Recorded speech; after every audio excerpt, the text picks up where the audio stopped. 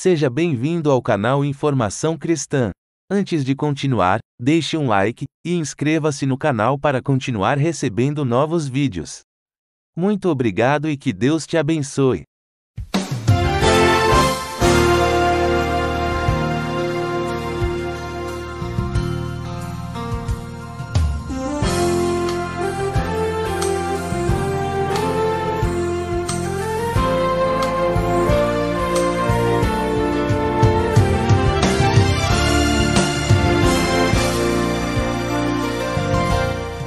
Deus tem planos para cumprir em nossas vidas. Essa é a mensagem de toda a Bíblia, e é isso mesmo que estamos estudando aqui no Encontro com a Palavra, escrito pelo pastor Dick Woodward e narrado pelo pastor Edson Bruno. Fique atento a mais um programa que o Ministério Cooperativo Internacional leva a você. Com você agora, pastor Edson Bruno.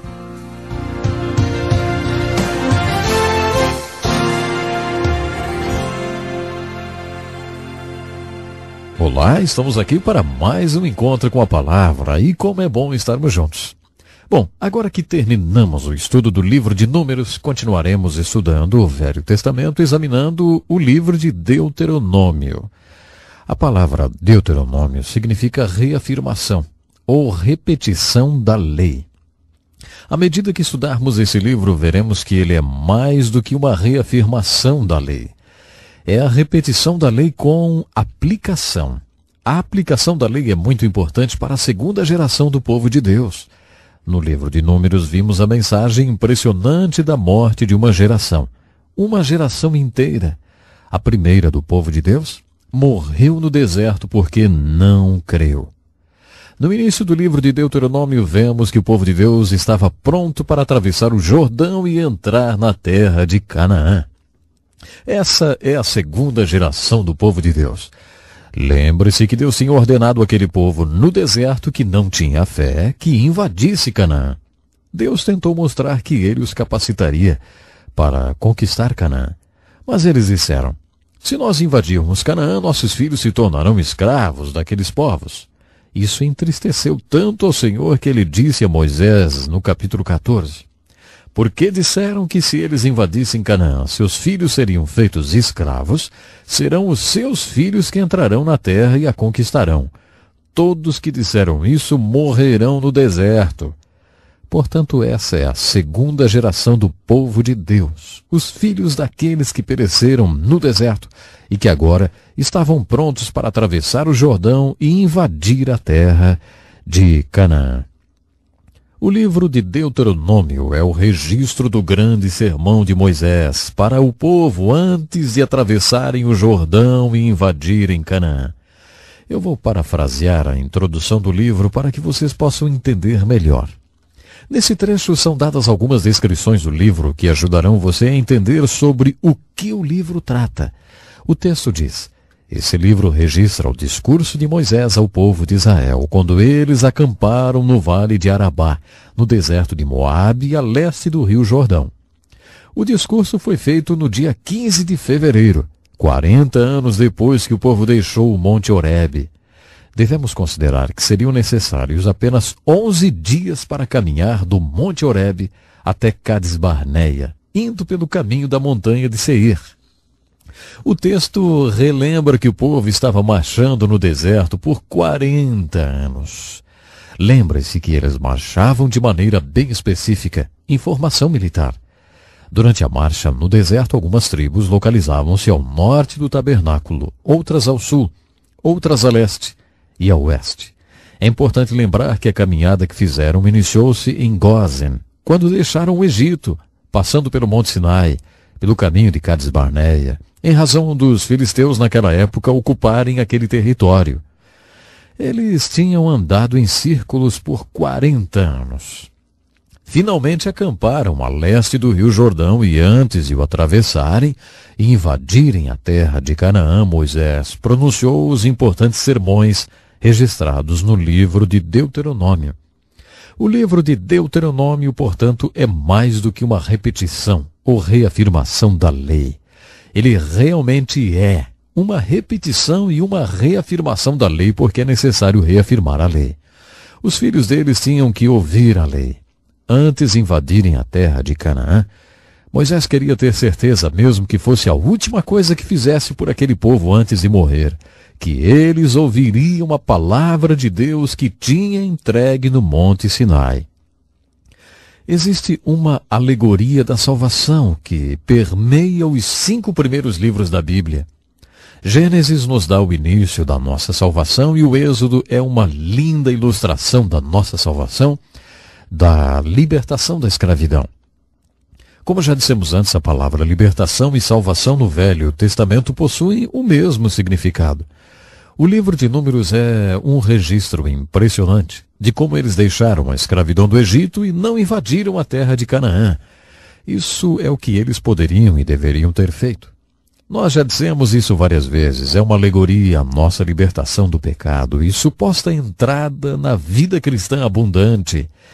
A terra prometida representa a vida cristã abundante em todas as bênçãos, poder e dons espirituais. Devemos viver tudo isso, mas muitos de nós não a vivemos. Andamos em círculos, como os israelitas no livro de Números. Seguindo um pouco mais essa alegoria, vamos supor que já fizemos a nossa peregrinação no deserto e nos demos conta do nosso erro. Queremos receber de Deus tudo o que Ele tem para nós e já estamos prestes a receber tudo isso. O livro de Deuteronômio é repleto de mensagens para quem está nessa posição, para quem decidiu ser parte da minoria comprometida e não da maioria apática. Tudo isso ilustra o que alguém que disse: Deus, eu quero tudo, estou cansado de andar no deserto e eu quero viver tudo que o Senhor tem para mim. Se é nessa posição que você está, o livro de Deuteronômio é perfeito para você. Ele está repleto de exortações para aqueles que querem receber tudo. Outro tema no livro de Deuteronômio tem a ver com a palavra de Deus tornar-se realidade na vida de seu povo. Deus os exortou a passarem sua palavra para seus filhos. Deus quer que seu povo o ame com todo o seu ser. As exortações no livro de Deuteronômio repetirão várias vezes: ei, obedeça a Deus. Passe esses valores de obediência e amor à palavra de Deus para os seus filhos. Na minha opinião, cada livro da Bíblia tem o seu capítulo-chave. No livro de Números, o capítulo-chave é o 14. No de Deuteronômio é o capítulo 6. O grande sermão de Moisés, registrado nesse capítulo, dá um resumo de todos os outros sermões. Esse sermão não só estabelece o ritmo, como reforça a mensagem dos outros sermões. No capítulo 6 de Deuteronômio, principalmente dos versículos 4 a 9, temos o sermão de Moisés que os rabinos sempre consideraram o melhor de todos os sermões. Na verdade, essa mensagem das Escrituras em Deuteronômio 6 foi considerada a base de confissão e fé do judaísmo. Aqui está a parte central desse sermão.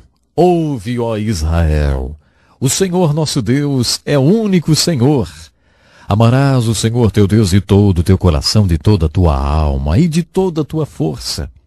Estas palavras que hoje te ordeno estarão no teu coração. Tu as inculcarás a teus filhos e delas falarás assentado em tua casa, andando pelo caminho, deitando-te e levantando-te. Também as atarás na tua mão por sinal, e te serão por faixa entre os teus olhos. E as escreverás nos umbrais da casa e nas portas. Esse trecho é a parte central do sermão e de todo o capítulo. Entretanto, há mais do que isso no sermão. O que Moisés estava dizendo para o povo um pouco antes deles atravessarem o Jordão e invadirem Canaã era: ouçam bem, Deus os chamou para ser um povo que o ame de todo o coração e de todo o ser. Para você mostrar que realmente o ama, vocês então precisam obedecer à palavra de Deus. Para você obedecer à palavra de Deus, vocês precisam conhecê-la. Deus quer que os filhos de vocês um dia sejam uma geração de adultos que o amarão com todo o ser. Para amar a Deus com todo o ser, deve-se conhecer e obedecer a sua palavra. Portanto, eu desafio vocês a, antes de tudo, amarem a Deus com todo o ser e a conhecer e obedecer a sua palavra. Por isso, cuidem de passar esses valores para os seus filhos. Moisés estava mostrando para eles como deveriam educar seus filhos para que se tornassem adultos que amassem e obedecessem a Deus. O que Moisés estava falando sobre educar filhos era o seguinte: se você está educando seu filho para que ele ame a Deus, então toda a base de sua educação deve ser a palavra de Deus. É muito simples, Deus é. Se Deus é, então ele é absoluto. Deus é absoluto. Em filosofia fazemos a seguinte pergunta: existe qualquer coisa absoluta? O que Moisés está nos dizendo através desse método de educação é que Deus é o seu absolutismo. Deus é absoluto. E esse Deus absoluto declarou algo: qualquer coisa que o Deus absoluto disser, será absoluto. Portanto, o Deus absoluto deu a você a palavra absoluta.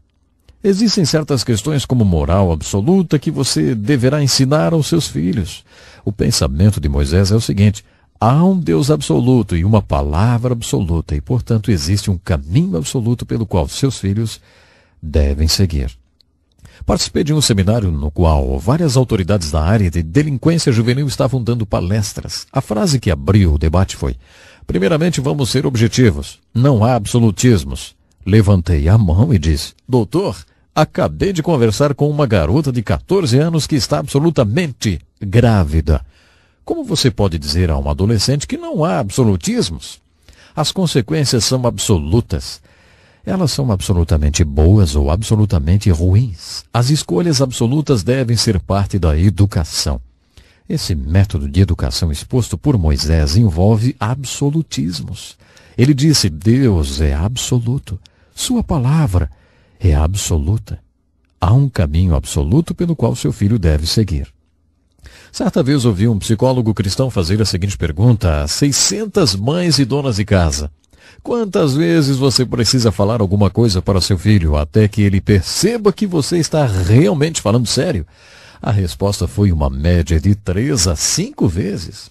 Por exemplo: é hora de ir para a cama, Joãozinho. Vai para a cama agora. Joãozinho, é hora de você ir dormir. Vá para o seu quarto e arrume-se para ir para a cama. 3 minutos depois você olha para o Joãozinho e vê que ele não deu a mínima atenção para o que você falou. Ele nem se mexeu em direção ao quarto. Então você diz mais uma vez: Joãozinho, eu disse que é hora de você ir para a cama. As mulheres admitiram que precisam dizer 4 ou 5 vezes a mesma coisa. Quando são levadas a sério, já estão gritando e perdendo a paciência, até que o Joãozinho vai para o quarto. O Joãozinho vai ser craque em ignorar seus 4 primeiros avisos, se souber que você só fala sério na 5ª vez. Sabe, eu venho de uma família de 11 filhos e minha mãe não tinha mais do que 1,5 metros. A crise econômica do seu tempo fez com que ela aprendesse alguns conceitos sobre como educar filhos. Ela nunca estudou psicologia, mas também nunca teve que repetir uma ordem. Se ela falasse, estava falado. Se você pensar a respeito disso, verá que é isso que você está ensinando a seu filho, mesmo que seja um simples vá para seu quarto. É hora de dormir, Joãozinho. Eu não vou falar 4, 5 vezes. É uma vez só. Com isso estou concluindo o estudo de hoje. Junte-se a nós no próximo programa. Vamos estar analisando o maravilhoso plano de educação de filhos que Moisés deixou. Então, até o nosso próximo encontro com a palavra. Que lição importantíssima. Obrigado, pastor Edson Bruno. Prezado ouvinte, coloque em prática o que você ouviu aqui. Sem dúvida, sua vida será grandemente abençoada. Este é um estudo escrito pelo Dr. Dick Woodward, na voz do pastor Edson Bruno. Escreva-nos e solicite o material. Nosso endereço é Encontro com a Palavra, Caixa Postal 2011, CEP 89201-970, Joinville, Santa Catarina. Até o nosso próximo encontro com a Palavra.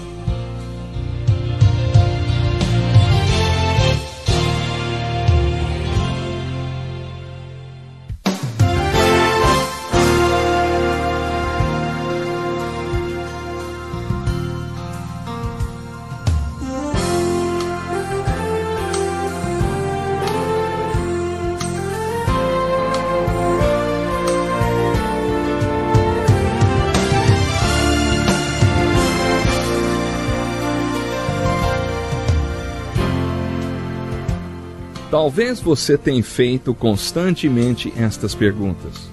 Onde posso encontrar refúgio num mundo cheio de conflitos? Ou, como e onde posso encontrar força para vencer nesse mundo que oferece tantas derrotas?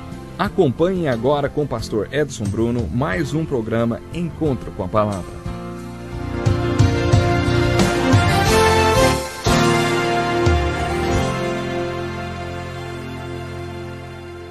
Que felicidade mais uma vez estarmos juntos para o programa Encontro com a Palavra. Se essa é a primeira vez que você está conosco, precisa saber que nesse programa estudamos a Bíblia.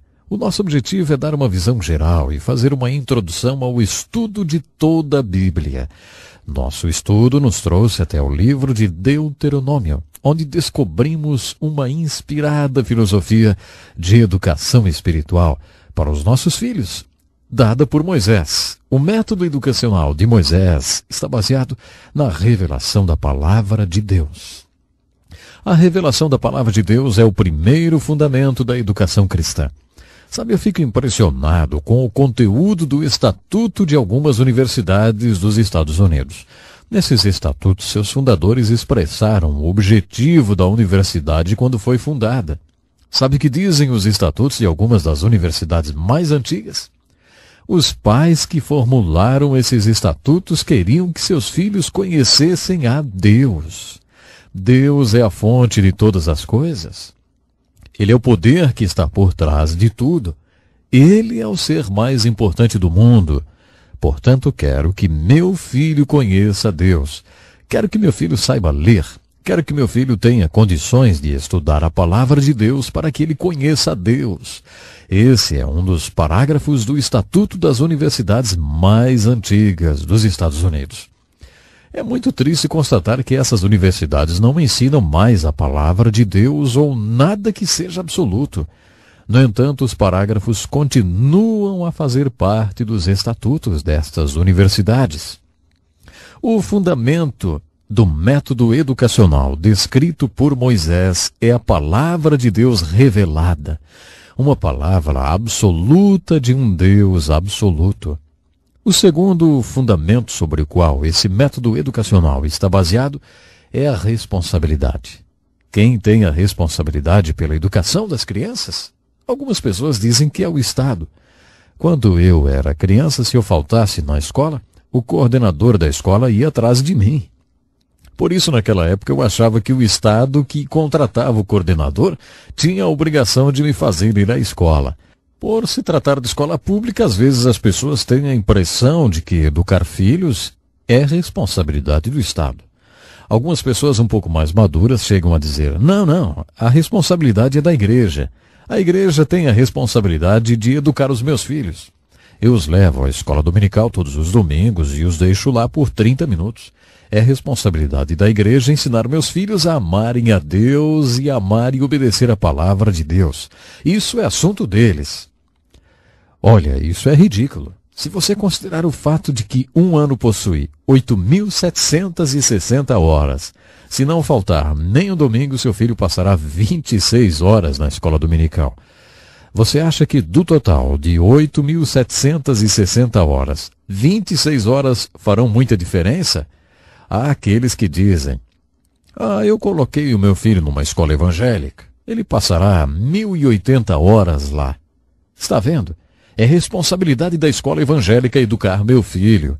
Eles o educarão para que ele se torne um adulto que ame a Deus e ame e obedeça a sua palavra. Se você somar as horas que ele passa na escola com as que passa na escola dominical, terá um total correspondente a talvez 1/8 do tempo que ele passa com você. Não é de espantar que Moisés tenha dito. Vocês, como pais, têm essa responsabilidade. Em essência, o que Moisés está falando aos pais é: a palavra de Deus deve habitar no seu coração para que você possa ensinar ela aos seus filhos. Moisés também foi bem enfático quando disse que é o pai que deve dar esse ensinamento. Se as crianças aprenderem sobre Deus apenas com as mulheres, quando crescerem, acharão que ser religioso é coisa de mulher. Deus quer que os homens ensinem as Escrituras para as crianças. Pais, a Bíblia é clara. A responsabilidade maior é nossa. O profeta Isaías disse que é o pai que deve fazer com que os filhos conheçam a verdade de Deus. Essa responsabilidade é dada ao pai. Assim como o comandante do navio ou um avião nunca delega responsabilidade, apenas autoridade, o pai ou os pais num lar nunca delegam a ninguém a responsabilidade de educar os seus filhos. Eles podem delegar autoridade a determinadas pessoas para os ajudarem nessa responsabilidade, mas nunca delegam essa responsabilidade a ninguém.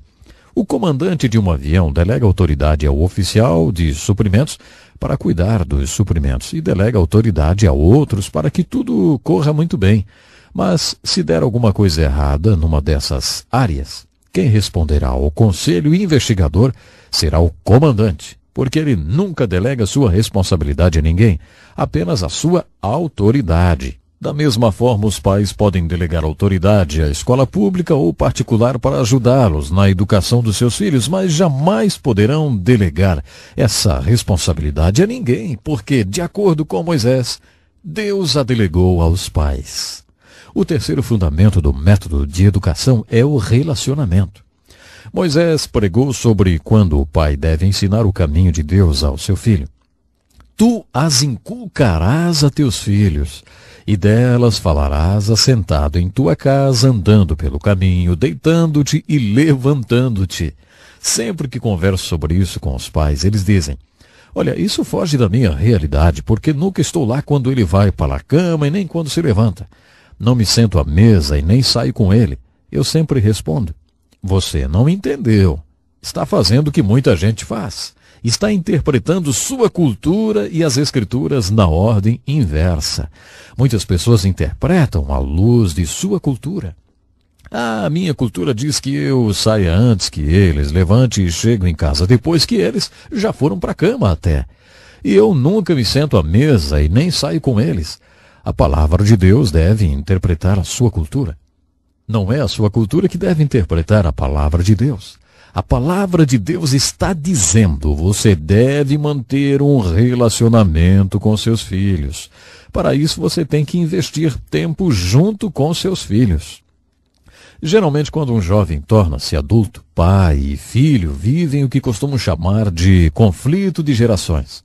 Frequentemente ouço pais dizendo: estou passando por um conflito de geração com meu filho, eu não consigo entendê-lo. Quase sempre o problema não é um conflito de geração, é uma falta de relacionamento. Para aplicar um método de educação de Moisés, você tem que cultivar um relacionamento com o seu filho. Manter um relacionamento com o seu filho é uma parte vital do processo. Acho que os homens não têm ideia da importância de gastar tempo com as crianças. Em casa tínhamos um tipo de reunião de oração toda manhã, quando orávamos por nossos filhos. Perguntávamos se eles tinham algum pedido de oração para aquele dia e depois um orava pelo outro. Depois à noite tínhamos um tipo de mesa redonda, quando cada criança respondia as perguntas. O seu dia foi bom ou ruim? Qual foi a melhor e a pior coisa que aconteceram para você hoje, hein? E também, tem alguma coisa que você gostaria de perguntar, contar ou de mostrar? Uma noite o nosso caçula tinha colocado debaixo de sua cadeira um desenho que tinha feito na escola.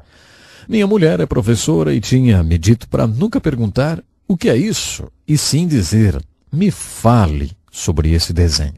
Então eu disse: filho, me conta um pouco sobre esse seu desenho. Ele começou: hoje a professora falou para a gente desenhar sobre a melhor coisa que já aconteceu na nossa vida, e eu desenhei isso. Alguns meses antes eu estava saindo de casa para fazer exercício e correr, e na última hora decidi colocar meu filho e sua irmãzinha no banco de trás do carro e levá-los comigo para o clube. Lá eu os coloquei sentados na escada em frente à pista e disse: olha, o papai vai correr em volta desse prédio e eu quero que vocês dois fiquem aqui contando quantas voltas o papai vai dar. E foi isso que aconteceu. Enquanto eu corria, eles contavam minhas voltas. 2 meses e meio mais tarde, quando ele começou a ir para a escola, a professora pediu para ele desenhar a melhor coisa que já aconteceu na sua vida. Meu filho desenhou o seu pai correndo e ele e sua irmãzinha sentados, contando as voltas do pai. Sabe, isso era a melhor coisa que tinha acontecido para ele em toda a sua vida. Acho que nós, pais, não temos a menor ideia da importância do que significa gastar tempo com nossos filhos.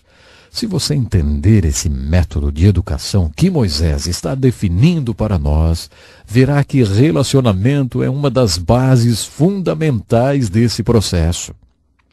O quarto fundamento sobre o qual o método de educação de filhos de Moisés está firmado é realidade.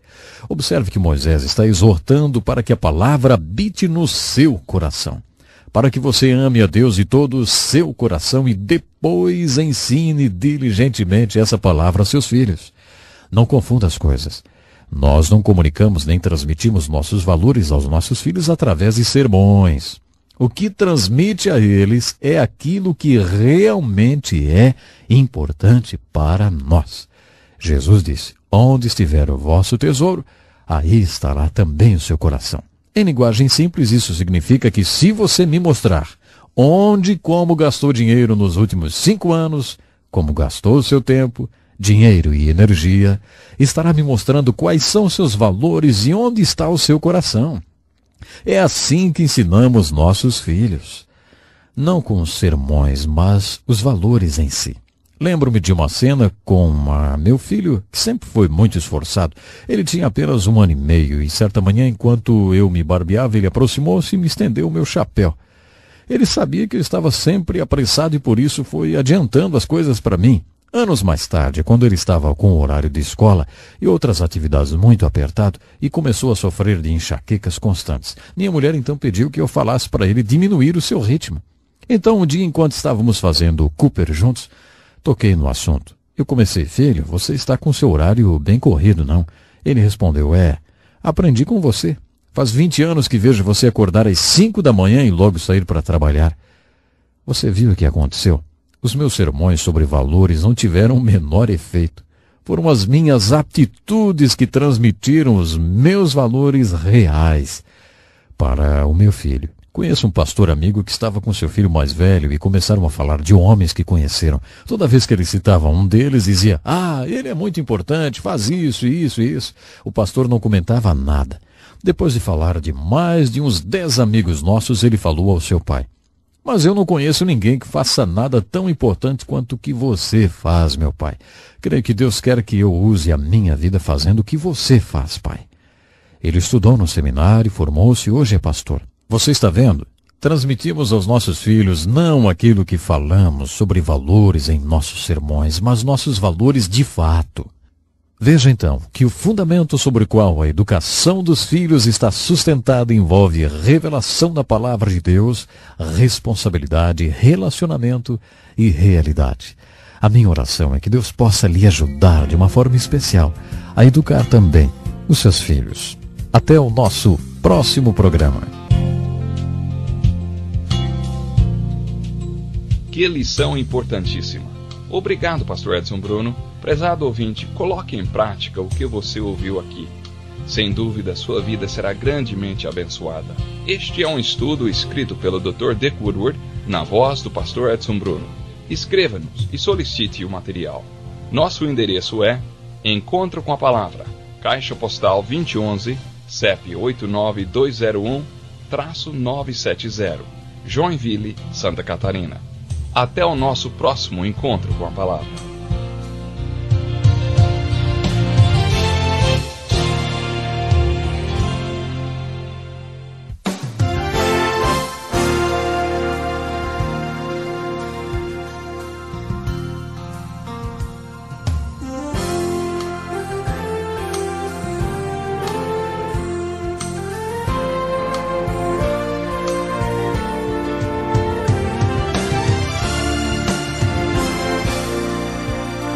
Muitas pessoas têm tido seus sonhos destruídos pela falta de confiança absoluta em Deus. A Bíblia está repleta de exemplos de grandes sonhos cumpridos para a glória de Deus. Encontro com a Palavra é um programa escrito pelo Dr. Dick Woodward e narrado por pastor Edson Bruno. Ouça e descubra verdades que lhe ajudarão no seu dia a dia. Com você, pastor Edson Bruno.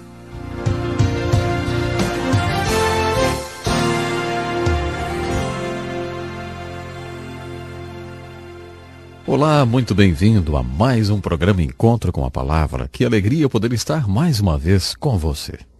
Continuando o nosso estudo do Velho Testamento, examinaremos mais uma vez o livro de Deuteronômio. Como já dissemos, esse livro é uma repetição da lei de Deus dada ao seu povo por um homem de Deus, Moisés, no Monte Sinai. O nome Deuteronômio significa reafirmação ou repetição da lei. Como já vimos, o livro de Deuteronômio é mais do que uma repetição. É uma repetição com aplicação. Ele é uma declaração da lei para a segunda geração do povo de Deus. Lembra que a primeira geração morreu no deserto. Agora a segunda geração deveria ouvir essa palavra antes de entrar na terra de Canaã. A exortação do livro de Deuteronômio é para que a segunda geração do povo de Deus ensine essa palavra à terceira geração, que é seus filhos.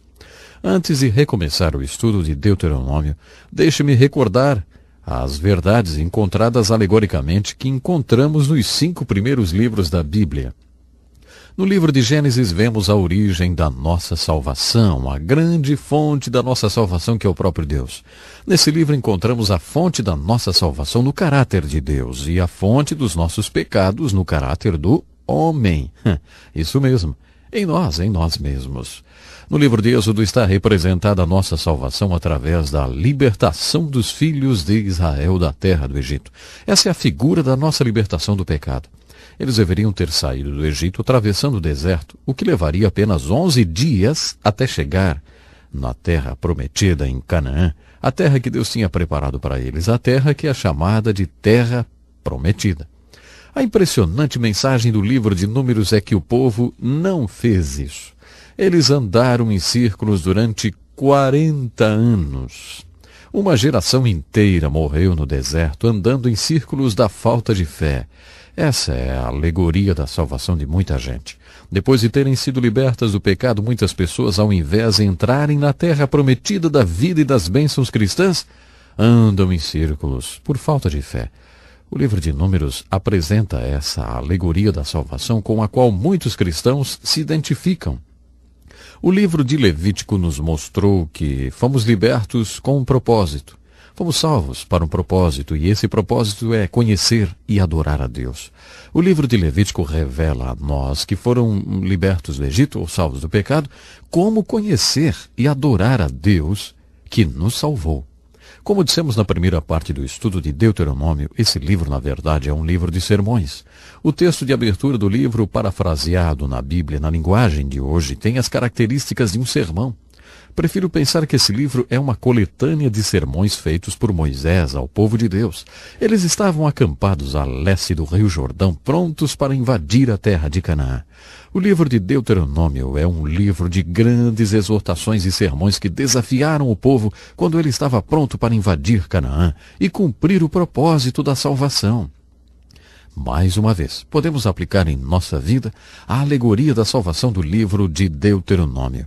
Se fomos libertos do Egito espiritual, estamos cansados de andar em círculos de falta de fé e desilusão e não estamos reivindicando pela fé tudo que Deus tem para nós, se finalmente chegamos ao ponto de querer tomar posse de tudo que possuímos espiritualmente e das bênçãos espirituais que Deus tem para todo aquele que crê, então o livro de Deuteronômio e todas as suas exortações têm uma aplicação para a nossa vida. As últimas palavras de Moisés ao povo de Deus estão registradas nesse livro. Estão ali as últimas palavras daquele que liderou o povo por tanto tempo e com tanto amor, e que intercedeu diante de Deus por esse povo tantas vezes, pedindo perdão e salvação para eles. Nesses sermões tão importantes de Moisés, encontramos uma aplicação para nós que queremos entrar na nossa terra prometida da vida cristã, hoje mesmo, hoje em dia. É com esse conceito sobre o livro de Deuteronômio que eu gostaria de estudar com vocês alguns dos sermões de Moisés. Moisés foi um grande pregador. Honestamente, eu acho que os melhores sermões que poderiam existir já foram pregados e estão nas Escrituras. Os pregadores de hoje fariam um bom negócio se pregassem esses sermões. Alguns desses grandes sermões estão no livro de Deuteronômio e um dos maiores homens de Deus que existiu os pregou. A primeira coisa que estudaremos no livro de Deuteronômio serão os capítulos de abertura do livro. Eles são um resumo da história dos Hebreus dado por Moisés com a inspiração do Espírito Santo. A história dos Hebreus é um assunto e tanto. Quando terminarmos o livro de Deuteronômio, o último dos 5 livros, iniciaremos o estudo dos livros históricos do Velho Testamento, livros da história dos Hebreus. Essa é uma matéria muito extensa e uma das mais difíceis que estudamos nos seminários ou nas escolas bíblicas. No livro de Atos, capítulo 7, Estevão também faz no seu sermão um breve e conciso resumo da história dos Hebreus muito importante. Nos primeiros capítulos do livro de Deuteronômio, Moisés resume a história dos Hebreus até os seus dias, mostrando os pontos mais importantes. Lendo esse resumo de Moisés, descobrimos o que era importante para ele, segundo o seu ponto de vista. E também vemos a inspiração do Santo Espírito referente àqueles períodos da história. Por isso é importante a leitura desses capítulos, porque eles enfocam nos pontos mais importantes da história dos Hebreus. Um dos pontos mais sérios que Moisés enfatiza é a maneira como Deus trabalhou com ele próprio e também a maneira como Deus trabalhou com seu povo. Esse ponto é muito importante e é uma das coisas a serem observadas quando lemos esse sermão de abertura de Moisés, e novamente eu digo que é um resumo da história dos Hebreus. Há uma forte exortação em todo o livro de Deuteronômio para a obediência às leis de Deus. Você verá, nesse resumo, que quando eles obedeciam às leis de Deus, Deus os abençoava. Quando eles não obedeciam às leis de Deus, ficavam debaixo da maldição de Deus. Essa exortação à obediência é encontrada em todo o livro de Deuteronômio. Uma das palavras-chave do livro é obediência, outra é amor. Você poderia achar que amor não seria um tema discutido nessa parte do Velho Testamento, mas é. A palavra ame é usada muitas vezes nesse livro, principalmente nas exortações de Moisés para amar a Deus de todo o coração. Amor é um tema muito importante desse livro. Outro sermão muito importante de Moisés foi feito depois que ele deu o resumo da história dos Hebreus e também está logo no início do livro, no capítulo 4. Esse sermão exorta o povo a obedecer a palavra de Deus e nunca esquecer as coisas que Deus fez por eles. As aplicações mais importantes desse resumo da história dos Hebreus, contudo, está nos 3 primeiros capítulos. E são: lembrem-se como Deus trabalhou nas suas vidas. Lembrem-se dos milagres que ele operou. A exortação do capítulo 4, nesse lindo sermão, é que esses milagres de Deus tenham um efeito profundo e eterno nas suas vidas e que vocês falem para seus filhos sobre esses milagres. A seguir, há uma exortação para que eles tomem muito cuidado para não quebrar o contrato com Deus. Nós poderíamos usar a palavra aliança. Uma aliança é um contrato entre Deus e o seu povo. Os termos desse contrato são bem explícitos. Se o povo não cumprisse os termos do contrato, deixaria de haver contrato.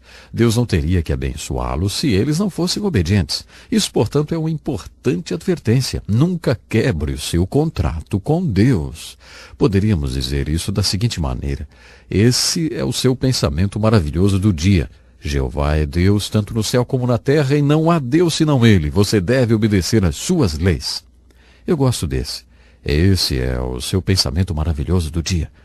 Nos dá a impressão que esses sermões no plural foram pronunciados em dias consecutivos. Talvez esse tenha sido o sermão daquele dia em particular. O capítulo 5 de Deuteronômio também é muito importante. Ele é uma repetição dos 10 mandamentos. O livro é isso mesmo, uma repetição, uma reafirmação da lei. Faça uma comparação com os 10 mandamentos em Êxodo 20 e os 10 mandamentos em Deuteronômio 5. Você observará algumas aplicações em Deuteronômio, para que eles tenham o coração voltado para mim e que desejem obedecer aos meus mandamentos. Então tudo irá bem com eles e com seus filhos e todas as gerações. Essa é uma exortação muito importante que Moisés fez ao povo em Deuteronômio. Vocês devem obedecer todos os mandamentos do Senhor seu Deus, seguir todas as suas instruções detalhadamente, andar em seus caminhos, e aí vocês terão vida longa e próspera. Essa é a grande mensagem do livro de Deuteronômio.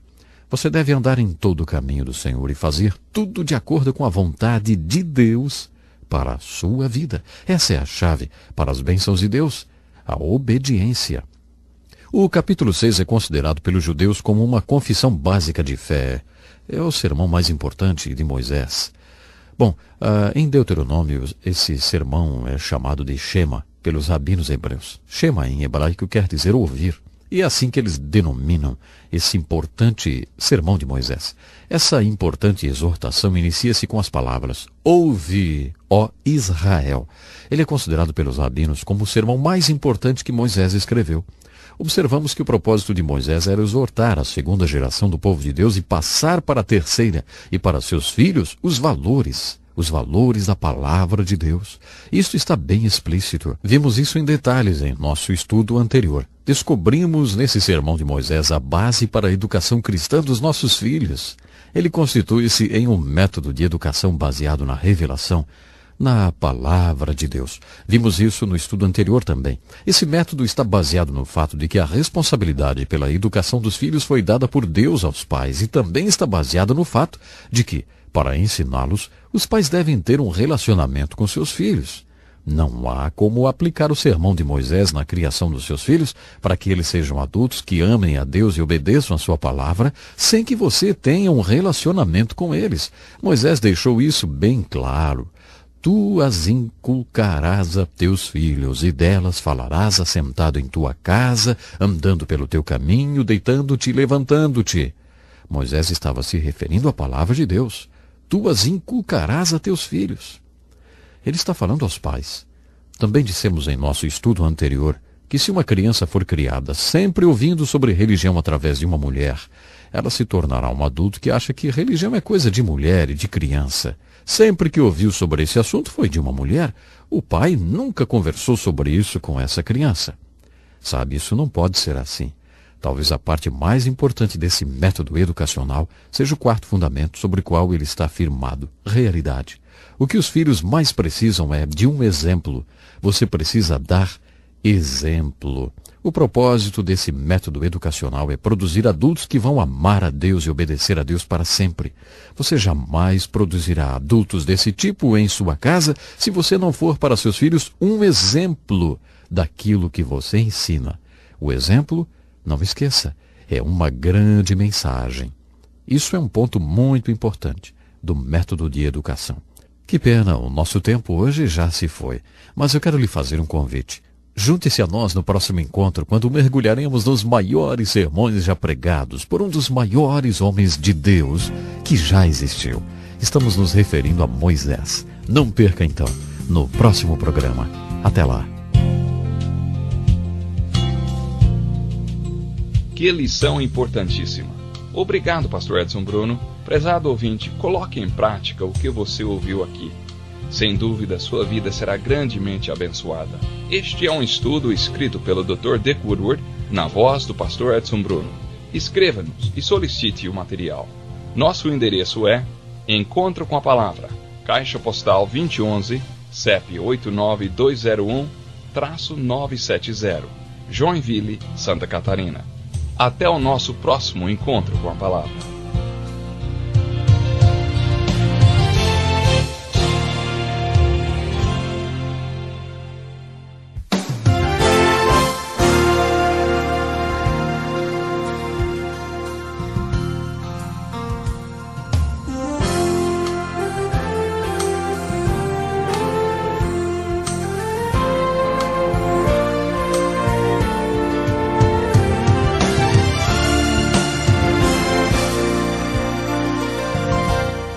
Deus tem planos para cumprir em nossas vidas.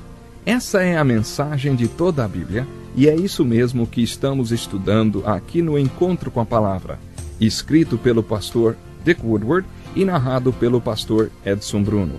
Fique atento a mais um programa que o Ministério Cooperativo Internacional leva a você. Com você agora, pastor Edson Bruno.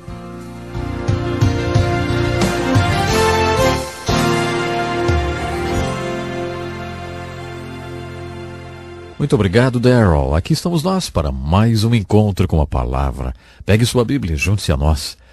Em nosso último estudo, vimos os grandes sermões de Moisés no livro de Deuteronômio. Terminamos fazendo uma aplicação daquele que os antigos rabinos consideram como o mais importante de todos os sermões de Moisés, o do capítulo 6 de Deuteronômio, que diz respeito à educação espiritual dos nossos filhos. Esse sermão é seguido de outro sermão de Moisés, também muito importante e registrado no capítulo 8.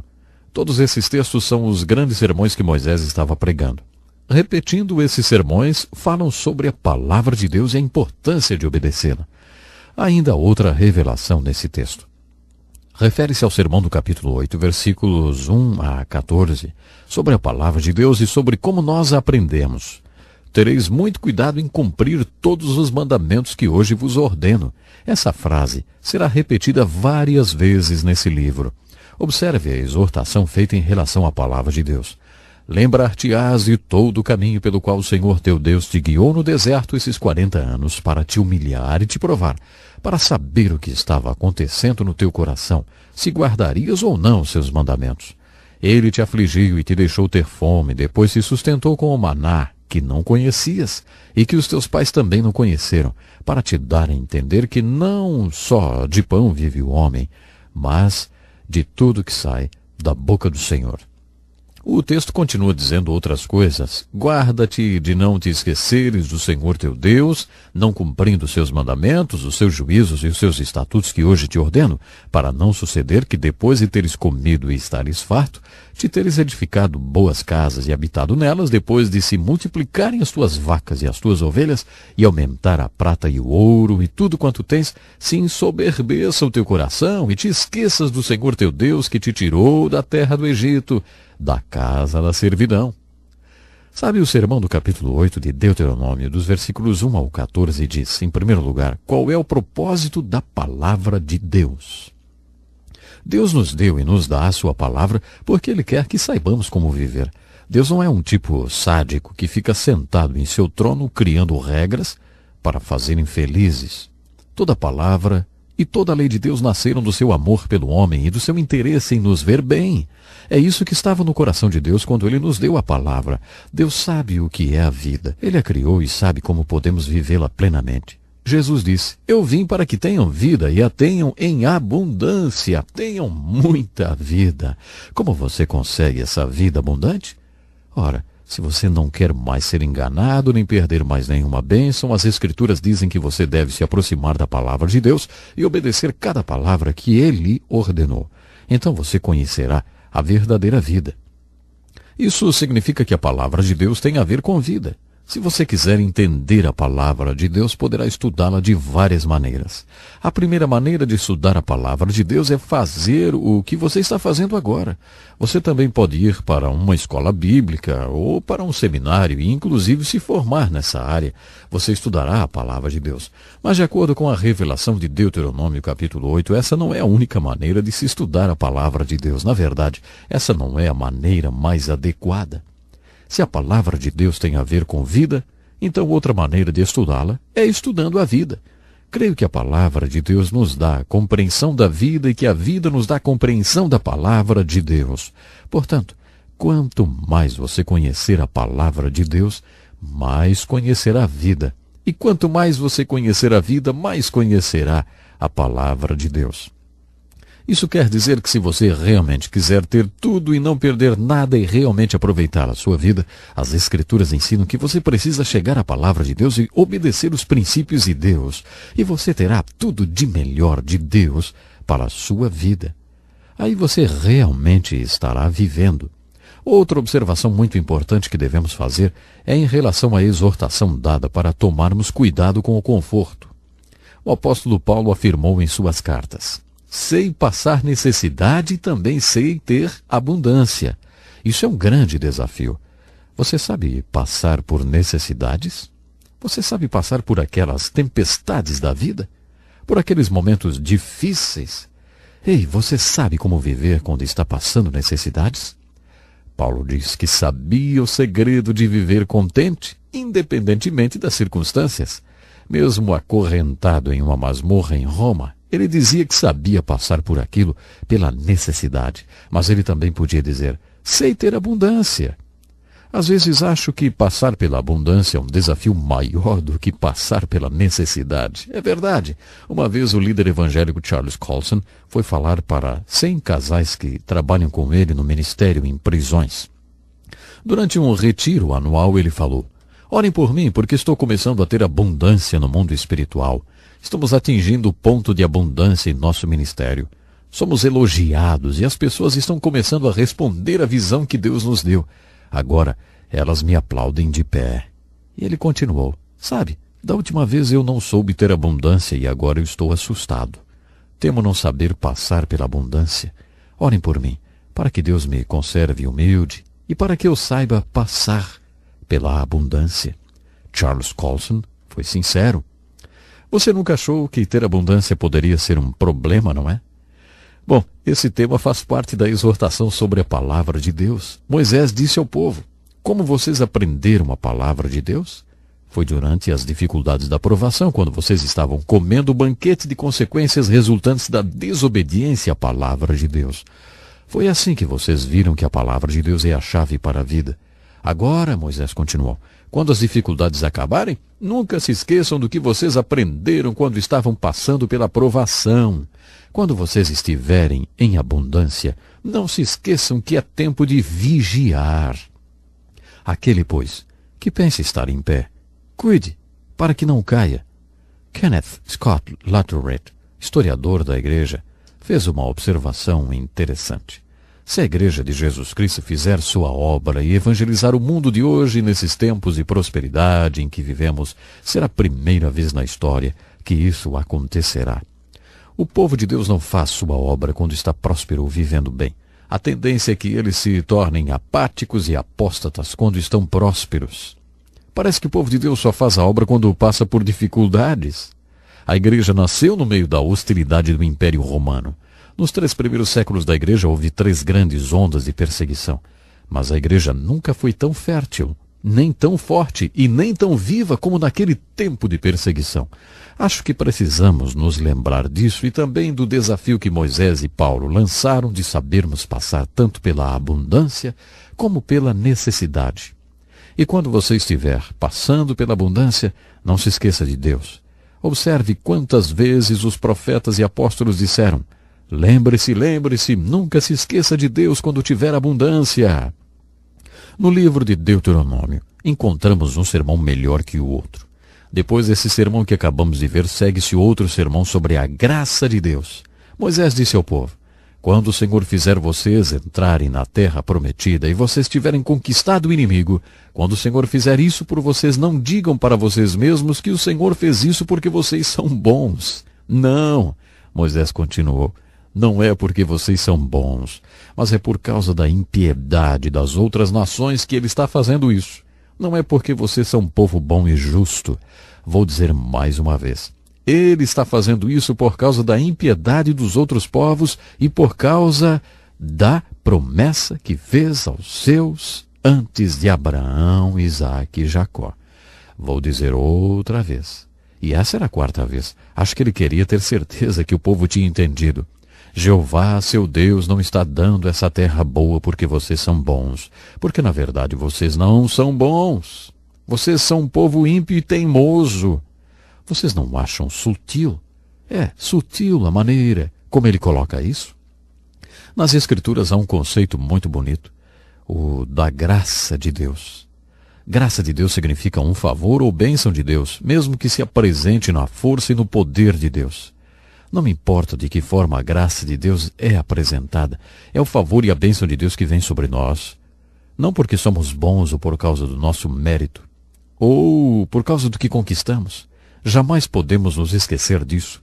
Quando pensamos que já aprendemos tudo, percebemos que ainda falta aprender mais. Portanto, graça é um favor imerecido de Deus. Nós não merecíamos esse favor. Mas Deus teve graça e tem graça. Uma vez, em um sábado à noite, perdi a paciência totalmente. Eu era pastor de uma igreja grande. Um dos meus filhos já deveria ter chegado e já eram 2 da manhã. Eu tive que sair atrás dele para buscá-lo. Fiquei muito bravo e perdi totalmente a paciência. Você não acha que isso acontece com pastores, não é? Pois é. Mas aconteceu comigo às 2 da manhã. Algumas horas mais tarde, às 11 da manhã, eu estava em frente a uma grande congregação. Sentei no púlpito e falei para Deus. Sinto muito por tudo isso que aconteceu, Senhor. Mas hoje o Senhor não vai poder operar através da minha vida.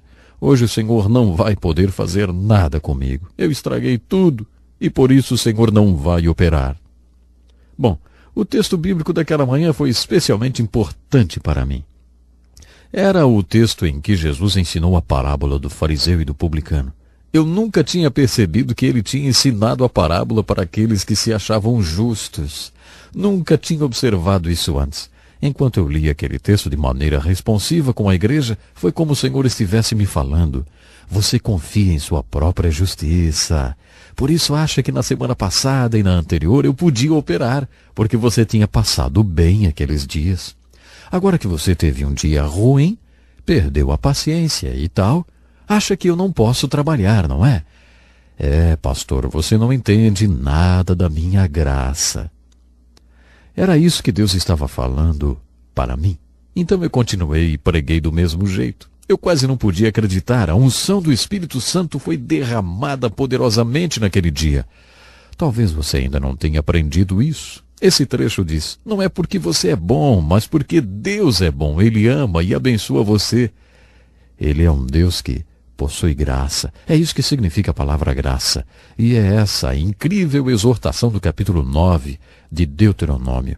Agora que você compreendeu esse conceito de graça, procure observá-lo em toda a Escritura, porque a sua salvação é explicada no Novo Testamento baseada nesse conceito. No conceito da graça. E é muito importante você pensar seriamente sobre isso. A graça de Deus tem tido espaço para atuar na sua vida constantemente?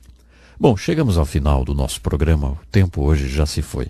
Programe-se para estar conosco na próxima oportunidade, quando vamos continuar a estudar os melhores sermões do melhor homem de Deus. Escreva para nós, enfim, entre em contato conosco e, sem dúvida, Deus tem algo especial para você através da sua imensa graça. Até o próximo programa.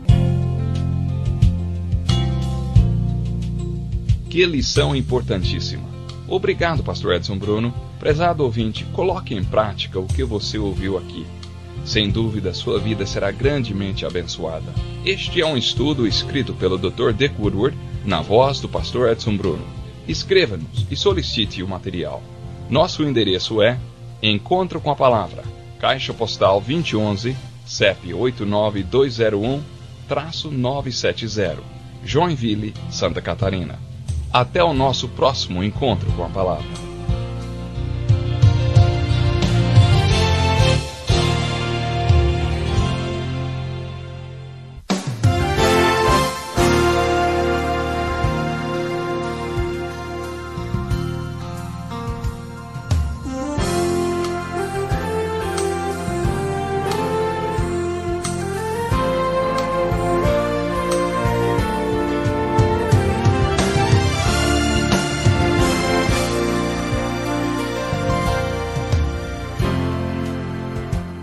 Talvez você tenha feito constantemente estas perguntas. Onde posso encontrar refúgio num mundo cheio de conflitos? Ou, como e onde posso encontrar força para vencer nesse mundo que oferece tantas derrotas?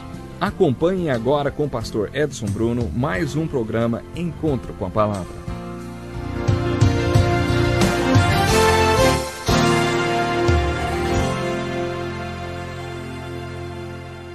Muito obrigado, Darrell. Felicidade estarmos juntos mais uma vez para o encontro com a palavra.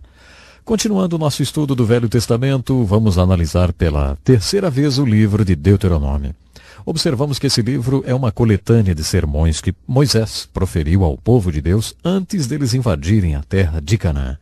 Depois de caminharem durante 40 anos no deserto, eles finalmente decidiram assumir um compromisso de fé e atravessar o Rio Jordão para invadir a terra de Canaã e tomar posse de seus bens espirituais. A última coisa que Moisés fez antes de morrer foi dizer todos esses sermões que estão registrados no livro de Deuteronômio. Sabe, a nossa intenção é ter uma visão geral desses sermões. Em nosso último encontro, estudamos o sermão de Moisés sobre a graça de Deus.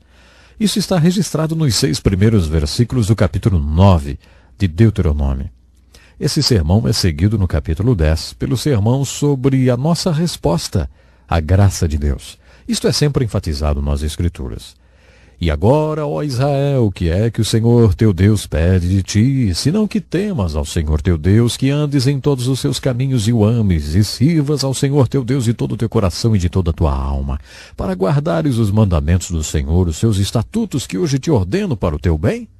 Os céus dos céus são do Senhor teu Deus, a terra e tudo que nela há. Mesmo assim o Senhor se afeiçoou a teus pais, para os amar, e a vós, semente deles, escolheu depois deles, de todos os povos, como hoje se vê. Circundai, portanto, o vosso coração, e não mais endureçais a vossa cerviz. A ênfase aqui está em como você responderá à graça de Deus. Graça de Deus quer dizer que Deus ama você. E Ele ama você não porque você é bom ou porque você não é bom. O amor de Deus não é condicional. Ele não está baseado em suas atitudes. Você pode afirmar, Deus me ama, não importa o que eu faça. Se você ama as pessoas com o amor de Deus, então você pode dizer que as ama, não importa o que elas façam. Não há uma razão para você amá-las. O seu amor não é condicional. Ele não depende das atitudes das pessoas. Em nossa casa, nós temos um quadro com a frase, Deus me ama incondicionalmente. Sabe, essa é a primeira coisa que meus filhos veem quando chegam em casa à noite, mesmo que seja além do horário que deveriam chegar. Deus me ama incondicionalmente. No corredor tem outro quadro com a frase, eu amo você incondicionalmente. Quero que meus filhos sejam confrontados com esses 2 fatos toda vez que entrarem na nossa casa, não importa quando e nem como entram. Não importa por onde tenham entrado ou andado, Deus os ama incondicionalmente. Esse é o significado da palavra graça. O amor de Deus não está condicionado a nada. Não depende das suas atitudes. A palavra graça é como uma espada de 2 gumes, ou seja, que corta dos 2 lados. Em primeiro lugar, isso implica que o amor de Deus por mim e as suas bênçãos sobre a minha vida não dependem das minhas atitudes. Isso é muito confortante porque mesmo que suas atitudes durante essa semana sejam boas, você poderia sentir-se inseguro sem saber se poderia manter o mesmo comportamento na semana seguinte. Talvez na semana que vem você poderia dar uma escorregadinha, e aí Deus não amaria e nem abençoaria mais você, e por isso você ficaria inseguro. Mas quando você entende a palavra graça, entende que não precisa se preocupar com isso. Deus vai amar você incondicionalmente, não importa o que você faça. Ele ama você por causa da graça dele. Essa é a primeira metade da mensagem sobre a palavra graça. A outra metade é a seguinte: eu não conquisto as bênçãos e o amor de Deus com atitudes positivas e eu não perco sua graça por causa de atitudes negativas. Podemos nos confortar com isso. A razão de Deus me abençoar não é porque eu sou bom. E Ele também não vai me pôr para fora se eu me tornar mal. Deus me ama e pronto. Exatamente. Jesus me ama quando sou bom e faço o que deveria fazer. Jesus me ama quando sou mal, mesmo que isso deixe triste. Mas Jesus me ama. E essa é a mensagem da Bíblia. O amor de Deus é assim. Como você responde a isso? Não serve como um estímulo para você? Isso devia estimular você e também a mim a limparmos as nossas vidas e parar com a teimosia e pararmos com o pecado. Devemos desejar agradar a esse Deus que nos ama independentemente de qualquer coisa. Isso deve servir de estímulo para limparmos nossas vidas daquilo que desagrada a Deus e depois, é claro, servi-lo e expressar nossa resposta em gratidão e oração. Depois de nos falar sobre a graça de Deus e a salvação, o apóstolo Paulo, em 2 Coríntios capítulo 6, verso 1, diz assim: nós vos exortamos a que não recebais a graça de Deus em vão. Nos 10 mandamentos dados através de Moisés, Deus demonstra ser um Deus que tem um objetivo, propósito e ordem para o que faz. O simples invocar o nome do Senhor em vão já é pecado. Isso não tem a ver com o profano, apesar de incluir isso também. Isso se refere a expressar o nome de Deus em adoração e depois não agir de acordo com seu propósito. Você entende? É um pecado pronunciar o nome de Deus em vão. Se o falar o nome de Deus em vão é um pecado, imagine então o pecado que seria receber a graça de Deus em vão. Pense um pouquinho só. Se Deus ama você e derrama todo tipo de bênção sobre a sua vida, Ele salva você e abençoa você com toda sorte de bênçãos espirituais nos lugares celestiais em Cristo. Você recebe a graça, a força e o poder para viver como um cristão deve viver e servir a Deus. Se tudo isso acontece em vão e você nunca faz nada, aí isso é pecado. No capítulo 10, portanto, há uma exortação para não recebermos a graça de Deus em vão. Depois desse sermão, seguem-se outros sermões impressionantes sobre a apostasia. Apostasia quer dizer afastar-se da posição que você tomou com Deus. Vamos dizer que você assuma a seguinte posição: Deus está em primeiro lugar na minha vida e é assim que eu vou servi-lo. Sabemos o que significa assumir compromissos com esse Deus. Se depois de você ter assumido tal compromisso e tomado essa posição, e mais tarde se afastar, então você terá cometido apostasia. A palavra apostasia é composta de duas palavras. A que indica posicionar-se e a que indica distante. Esse é um pecado muito sério por causa das terríveis consequências que ele traz. Você verá isso quando estivermos estudando o livro de Juízes. Na verdade, podemos observar isso em toda a história do povo hebreu. As consequências da apostasia são impressionantes. Moisés proferiu um sermão muito importante e severo sobre a apostasia. Ele disse: se o meu filho ou filha, um parente próximo ou seu melhor amigo tentar afastar você de Deus, mate-o, execute-o, não tenha piedade. Se houver uma cidade que apostatou, destrua-a totalmente e mate todos os seus habitantes. Puxa vida, isso parece duro demais, hein? Entretanto, se você estudar os resultados da apostasia, os cativeiros da Babilônia e da Assíria, verá por que Deus foi tão severo através das palavras de Moisés com respeito à apostasia. Não deixe que a apostasia se prolifere no seu meio. Esse é o importante sermão do capítulo 13 de Deuteronômio. No capítulo 14, há outro sermão, o sermão sobre o dízimo. A palavra dízimo em hebraico significa a 10ª parte. Esse sermão nos ensina que devemos dar a Deus a 10ª parte de tudo que nós temos. Quando estudamos esse tema nas Escrituras, e essa é a primeira vez que o dízimo é ensinado, encontramos a declaração de que o propósito do dízimo é ensinar vocês a colocarem sempre Deus em primeiro lugar nas suas vidas. O dízimo tem um propósito, tem sim. Deus não precisa de 10% da nossa renda. Por que então Deus instituiu a lei do dízimo? Porque Ele queria nos ensinar algo. O primeiro mandamento nos diz: Deus em primeiro lugar. As Escrituras insistirão repetidamente: Deus em primeiro lugar. Deus quer que aprendamos essa lição tão importante. Como Deus nos ensina a colocá-lo em primeiro lugar na nossa vida? Uma das maneiras é nos dando uma medida de compromisso. Ele sabe se é ou não o primeiro em nossas vidas, mas nós não sabemos. Por isso o Senhor instituiu o dízimo. O dízimo não existe porque Deus quer 10% de tudo que temos. Deus quer a primeira 10ª parte. Observe bem isto, hein? A primeira 10ª parte. Quando o povo entrou na terra de Canaã, a primeira cidade que conquistaram foi Jericó. Todo o espólio de Jericó foi dedicado a Deus, porque essa foi a primeira cidade que eles conquistaram. Deus quer a primeira parte de tudo que você ganha. Ele quer a primeira 10ª parte, não apenas uma 10ª parte. Além disso, o Velho Testamento nos ensina que o povo também deu ofertas. Além do dízimo, eles também deram ofertas. O dízimo era de Deus. Se eles gastassem o dízimo, estariam roubando a Deus. Isso mesmo. Além do dízimo, eles deram ofertas e sacrifícios. Davi nos deu a definição de um sacrifício. Ele falou assim: não oferecerei a Deus um sacrifício que não me custe nada. Um homem rico pode dar a sua primeira 10ª parte, o seu dízimo, e nem perceber isso. Ele pode dar suas ofertas e nem sentir a perda, mas dar uma oferta de sacrifício torna todos iguais. O tamanho de sua riqueza é relativo.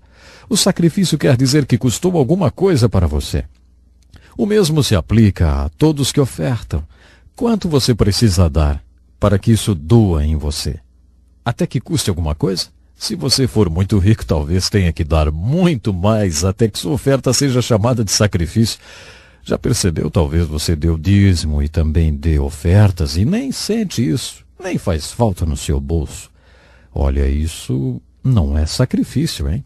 No Novo Testamento temos uma palavra que vai além. É a palavra mordomia. Essa era a palavra preferida de Jesus. Você sabe o que significa mordomia? Mordomia significa que tudo pertence a Deus. Quando sou um mordomo, não dou 10% como Jacó fez quando deixou sua casa e teve sua primeira conversa com Deus. Quando entendo o conceito de mordomia, entendo que tudo pertence a Deus e então o assunto passa a ser fidelidade e administração. Um dia estarei diante de Deus e Ele dirá: tudo era meu, o que você fez com tudo que eu deixei para você administrar? Agora eu quero que você preste contas da sua mordomia. Todos nós ouviremos essas palavras assim que passarmos para outra dimensão. Então não esqueça, prezado ouvinte, Deus precisa sempre estar ocupando o primeiro lugar em nossas vidas. É uma pena, mas o nosso tempo hoje já acabou. Eu gostaria que você continuasse lendo o livro de Deuteronômio e pedindo a Deus que Ele venha abrir seus olhos para você entender e aplicar essas verdades para a sua vida. Até o nosso próximo encontro, então. Que lição importantíssima. Obrigado, pastor Edson Bruno. Prezado ouvinte, coloque em prática o que você ouviu aqui. Sem dúvida, sua vida será grandemente abençoada. Este é um estudo escrito pelo Dr. Dick Woodward, na voz do pastor Edson Bruno. Escreva-nos e solicite o material.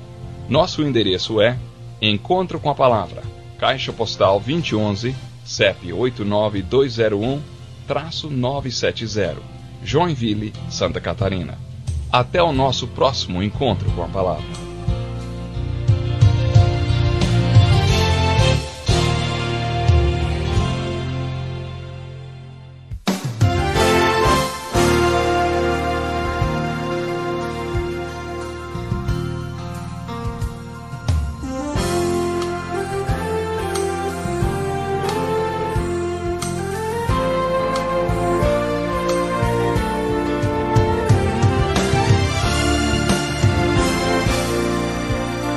Muitas pessoas têm tido seus sonhos destruídos pela falta de confiança absoluta em Deus. A Bíblia está repleta de exemplos de grandes sonhos cumpridos para a glória de Deus. Encontro com a Palavra é um programa escrito pelo Dr. Dick Woodward e narrado por pastor Edson Bruno. Ouça e descubra verdades que lhe ajudarão no seu dia a dia. Com você, pastor Edson Bruno.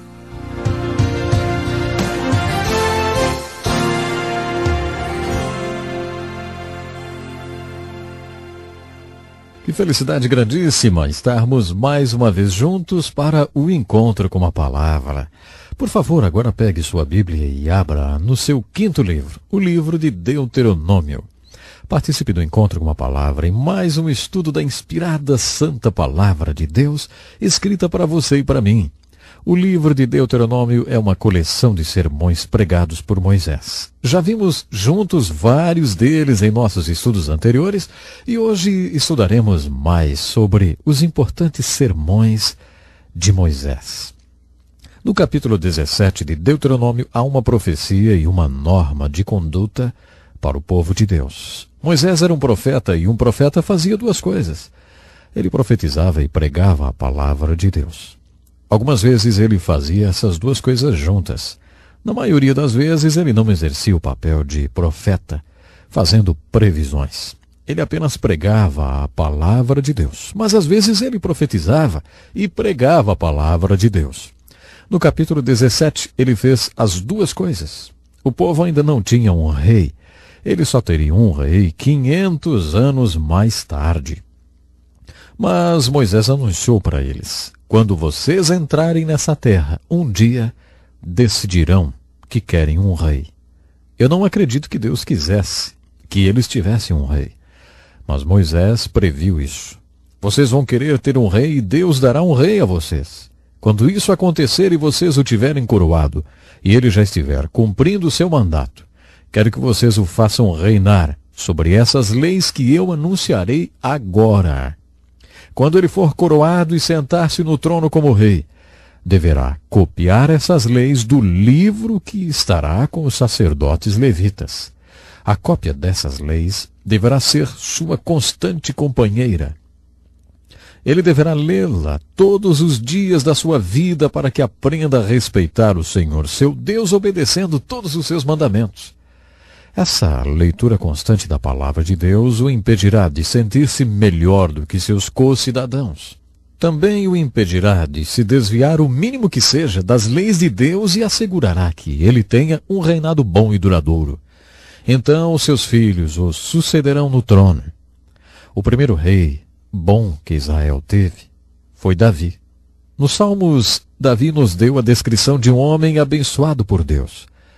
Ele disse que o homem abençoado por Deus, não é abençoado por acaso ou por coincidência.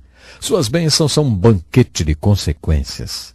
Ele é abençoado porque é um homem que crê na palavra de Deus. Ele ama a palavra de Deus e tem prazer nela. Ele medita nela dia e noite. Por isso ele é como a árvore que tem suas raízes firmadas em solo fértil. E é por isso que Deus o abençoa. De onde Davi tirou essa revelação? Acho que ele próprio era um homem abençoado. Creio que ele amava a palavra de Deus e meditava nela dia e noite, e ele fazia isso porque Moisés prescreveu uma lei, dizendo que quando o povo de Deus tivesse um rei, esse rei deveria, de próprio punho, fazer uma cópia dos 5 primeiros livros da Bíblia e viver com eles, e meditar neles dia e noite. Não seria maravilhoso se tivéssemos essa lei no Brasil? Sempre que um presidente tomasse posse, a primeira coisa que faria seria passar algumas semanas em Brasília, transcrevendo com as próprias mãos os livros de Gênesis, Êxodo, Levítico, Números e Deuteronômio. Isso seria incrível, não? Não é verdade? Não seria incrível se pudéssemos dizer: Senhor presidente, a primeira coisa que o senhor deve fazer nas primeiras 2 horas do dia, todos os dias, é meditar nessa palavra. Leia diariamente a palavra de Deus. E não seria maravilhoso poder reivindicar isso dos presidentes, reis ou primeiros ministros? Não só do Brasil, claro, mas de todos os lugares do mundo. Moisés passou as leis para o rei, que ele sabia, o povo teria um dia. No capítulo 18 de Deuteronômio há um sermão muito forte contra o ocultismo. Deus não aprova coisas como previsão do futuro ou mediunidade. Nesse sermão nós lemos, Moisés escreveu: nenhum israelita deve praticar a magia negra ou pedir proteção aos espíritos malignos, nem prever o futuro, nem ser encantador de serpentes, médium, mago ou invocador de espíritos de mortos. Qualquer um que fizer essas coisas será objeto de horror e desgosto para Deus. Deus eliminará essas nações dessa terra porque elas praticam tais coisas. As nações que vocês conquistarão praticam essas coisas, mas o Senhor seu Deus não permitirá que vocês as pratiquem. Alguém já disse que há mais coisa entre o céu e a terra do que o homem possa imaginar. Observe que as Escrituras não afirmam que tais fenômenos não sejam reais, nem que não existam. A Bíblia diz: não se envolva com isso. A razão pela qual Deus proíbe tão severamente todas essas coisas é porque elas possuem uma fonte e essa fonte não está em Deus. Se a fonte não é Deus, então quem é? Algumas pessoas ficam muito ansiosas para ver poderes ou manifestações espirituais e acabam achando que qualquer manifestação psíquica, vamos dizer assim, seja do Espírito Santo. Qualquer manifestação espiritual é o Espírito Santo. Isso é uma ingenuidade. As Escrituras afirmam que vários lugares examinem os espíritos para ver se procedem de Deus. Qual é a fonte desses espíritos? A Bíblia afirma que há uma dimensão espiritual e que ela pode ser positiva ou negativa. Há um espírito que é santo e que vem da parte de Deus. Na verdade, a Bíblia afirma que o Espírito Santo é o próprio Deus. Deus trabalha e se expressa através do Espírito Santo. Existem o fruto e os dons do Espírito, mas há espíritos na dimensão espiritual que não são santos e também não são da parte de Deus. Quando você se envolve com previsões do futuro, cartomantes, espiritismo ou simpatias e todas essas coisas mais, sabe, você está lidando com um espírito que não vem de Deus. Portanto, através de Moisés, Deus proibiu severamente o seu povo de se envolver com esse mundo espiritual negativo. No capítulo 18 do livro de Deuteronômio, encontramos um sermão muito importante sobre Moisés, o grande profeta. Essa foi uma das mais importantes profecias de Moisés. Ele disse: um dia virá um profeta ao mundo. Quando vocês estavam no Monte Sinai, Deus entregou a lei por meu intermédio. Vocês disseram a ele através de mim: não queremos que Deus fale conosco, não podemos ouvir sua voz, senão morremos. Não podemos ter contato direto com Deus. Muito bem. Deus ouviu sua oração e o seu pedido e enviará um homem ao mundo que será um profeta especial, através de quem ele falará com vocês. É claro que essa é uma profecia messiânica de Moisés e uma resposta à oração que o povo fez ao pé do Monte Sinai quando afirmaram que não poderiam falar com Deus diretamente. Deus deu a eles uma palavra escrita, mas queria se comunicar com eles de outra forma, de uma forma além da palavra escrita. No seu amor e misericórdia, Deus se comunicou com eles através de um profeta. Esse profeta era o Messias, que era profeta, sacerdote e rei.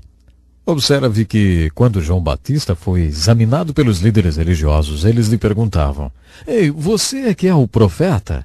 Todos eles tinham conhecimento daquela profecia de Moisés. Quem seria esse profeta? Jesus Cristo, é claro.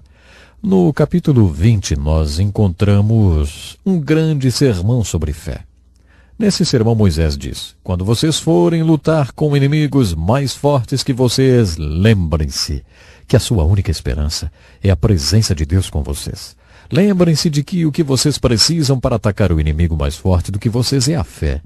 Para dar uma demonstração dessa fé, quando vocês marcharem contra inimigos mais poderosos que vocês, os sacerdotes e oficiais devem se levantar e perguntar: alguém de vocês está com medo? Então volte para casa. Nós não precisamos de você. Algum de vocês acabou de plantar uma vinha? Pode ser que você seja morto e alguém comerá o fruto da sua vinha.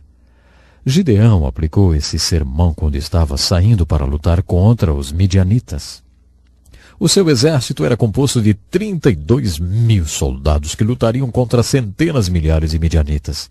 Deus o lembrou da profecia de Moisés e disse: ei, Gideão, pergunte a essa gente: algum de vocês está com medo? Então vá para casa. Gideão fez isso e 22.000 homens voltaram para casa. Gideão, então, só tinha 10.000 homens e Deus disse: puxa, Gideão, você tem muita gente ainda, você tem 10.000 pessoas. Se você ganhar essa batalha, vai pensar que foi por causa de toda essa gente. Você tem que passar uma peneira. Quando você chegar ao rio, vou mostrar como fazer isso. Então Deus deu as instruções. Diga para os que passarem pelo rio apenas lambendo a água para ficarem do outro lado do rio. Para aqueles que se abaixarem para beber a água, diga para eles ficarem nessa margem do rio. Você não precisa deles. Sabe, 9.700 homens se abaixaram para beber a água. E Deus ordenou: mande-os de volta para casa. Você não precisa deles. Tudo o que você precisa são os 300 homens que apenas lamberam a água. 300 homens era menos do que 1% daquilo que Gideão tinha no início. A estratégia de Deus era mais ou menos essa. O número de soldados que Gideão tinha não era importante, nem a habilidade e o talento deles como guerreiros. O que realmente importava é que Deus estava com eles.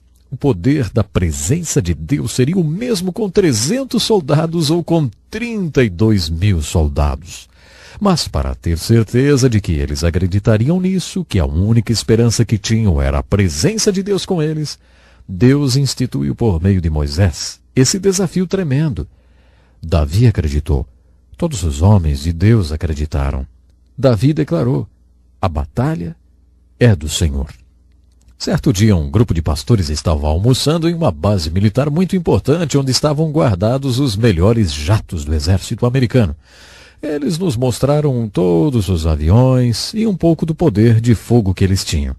Um pastor presbiteriano velhinho me puxou de lado e disse: ei, em Deus nós confiamos. Não é o que nós dizemos? Não é o que está na nossa moeda? Será que realmente nós confiamos em Deus? Ou será que confiamos em nossos mísseis e em nosso poder de fogo? Esse é o ponto do sermão do capítulo 20. Sabe, isso é algo muito importante. Isso vale para a nossa vida hoje? Claro que sim. Você confia em Deus? Você tem fé? Você tem enfrentado a batalha da sua vida com uma verdadeira fé? Isso é muito importante. Que maneira maravilhosa de terminarmos o estudo do livro de Deuteronômio. Há muito mais nesse livro do que aquilo que nós estudamos. Eu tentei compartilhar com vocês alguns dos pontos mais marcantes. Eu gostaria que você pensasse nisso.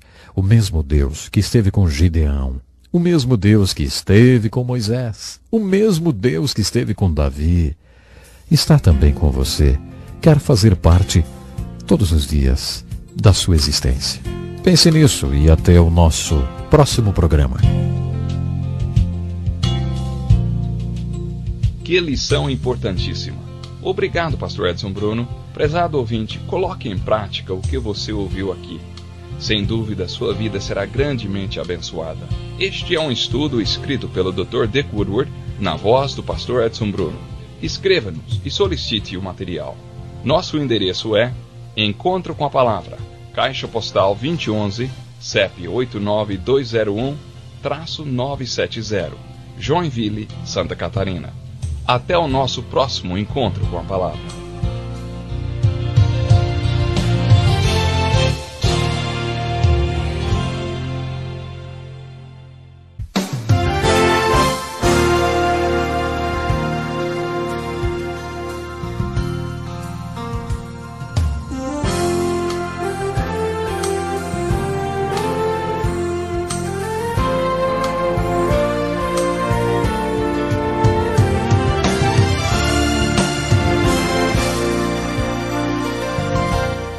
Deus tem planos para cumprir em nossas vidas. Essa é a mensagem de toda a Bíblia e é isso mesmo que estamos estudando aqui no Encontro com a Palavra, escrito pelo pastor Dick Woodward e narrado pelo pastor Edson Bruno. Fique atento a mais um programa que o Ministério Cooperativo Internacional leva a você. Com você agora, pastor Edson Bruno.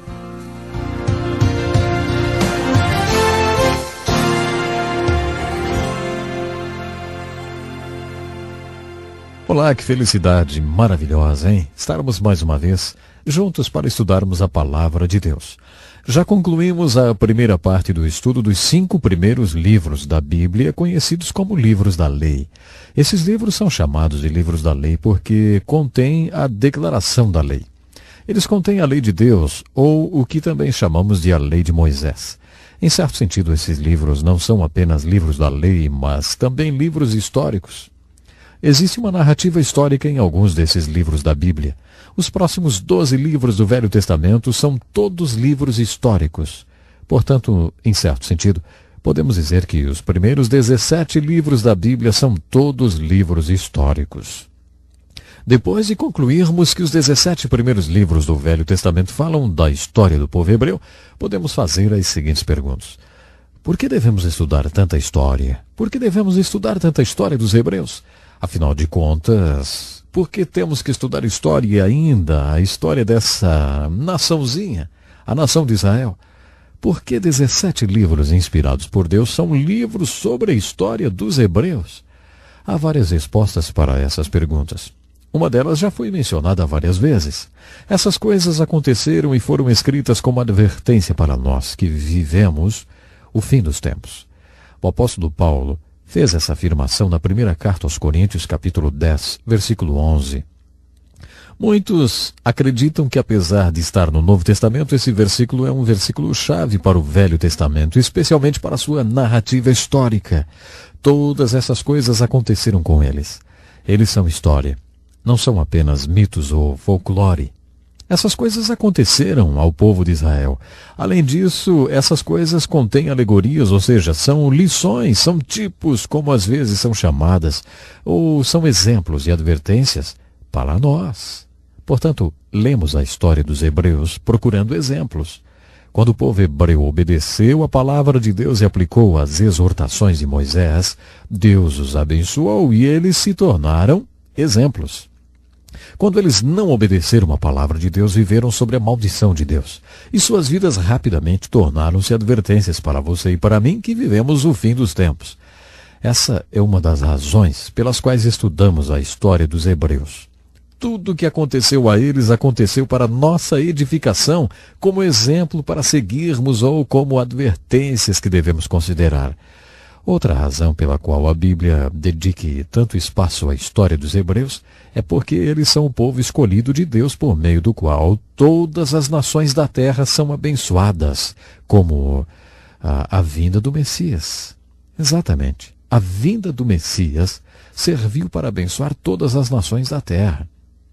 Quando Deus decidiu vir a esse mundo e tornar-se homem, ele não se tornou um homem branco ou preto, vermelho ou amarelo. Ele criou uma nação especial, com o propósito único de vir a esse mundo. Quando ele comissionou Abraão para ser o pai desse povo, ele disse: "Em ti serão benditas todas as nações da terra." A história do povo hebreu é tão importante porque foi através dele que o Messias veio.